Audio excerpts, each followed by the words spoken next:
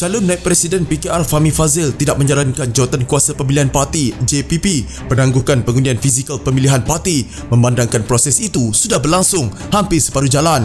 Bagaimanapun Fahmi berkata terpulang kepada JPP untuk membuat keputusan. Kalau selesai pemilihan hari ini, maksudnya 10 negeri dah selesai mengundi, cuma tinggal 4 negeri lagi. Saya lihat isu pengurusan boleh diselesaikan, katanya kepada portal FMT. Hari pertama pemilihan PKR 13 Mei lalu menyaksikan 5 daripada 14 bahagian di Kelantan terpaksa menangguhkan pengundian disebabkan masalah teknikal. Bagaimanapun menurut Fahmi, selain Kelantan, negeri lain tidak berdepan masalah teknikal. Sebaliknya hanya isu pengurusan seperti Dewan, petugas JPP mempunyai hubungan dengan calon dan boleh diselesaikan. Sehingga kini Terengganu, Kelantan, Kedah, Johor, Pahang dan wilayah Persekutuan selesai menjalani proses pemilihan secara fizikal. Manakala proses pemilihan bagi Perlis, Pulau Pinang, Melaka dan Negeri Sembilan dijangka selesai 5 petang 16 Mei 2022.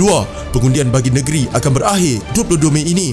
Sementara itu, calon Naib Presiden PKR Farhash Wafah Salvador Riza Mubarak juga tidak bersetuju pemilihan ditangguhkan kerana melibatkan persediaan, kos dan orang ramai. Farhash yang juga calon Ketua Bahagian Gombak berkata, sebelum pengundian, beliau telah menyemak data pengundi kawasan berkenaan sebelum menyerahkannya kepada JPP bagi mengelak masalah teknikal berlaku. Saya lihat proses pemilihan masih lancar. Saya lihat JPP pun buat penambahbaikan kepada sistem yang ada. Jadi tak nampak perlu tangguh. Jadi kena teruskan, katanya. Saya nak cadangkan sebelum diadakan pemilihan, bahagian keanggotaan perlu bersihkan data supaya ia kemaskini, katanya. Calon Ketua Pemuda Adam Adli pula berpendapat JPP perlu mengambil tindakan sewajarnya ke atas aduan ditimbulkan ketika pemilihan berlangsung. Dari semasa ke semasa, kena selesaikan aduan secara aktif. Tidak boleh tangguh untuk selesaikan isu dalam sistem dan tidak ada pilihan untuk selesaikan, terutama berkait dengan pengundian fizikal kerana melibatkan orang ramai.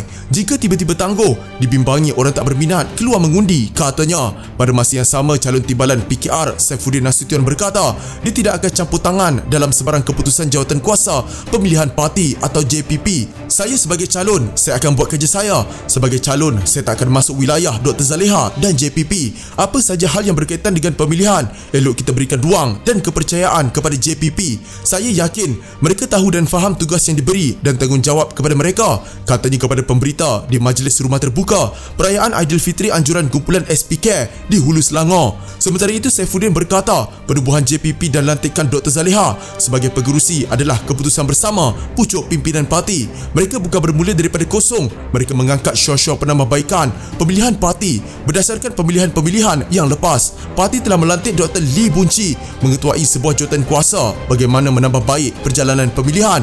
Syur-syur itu diangkat kepada JPP dan JPP bebas menyusun menentukan vendor, berbincang dengan vendor apakah kriteria-kriteria yang diperlukan oleh parti. Proses itu lengkap. Kalau ada pun perkara-perkara yang pada pandangan kita yang perlu penambahbaikan, maka kita salurkan kepada JPP, katanya.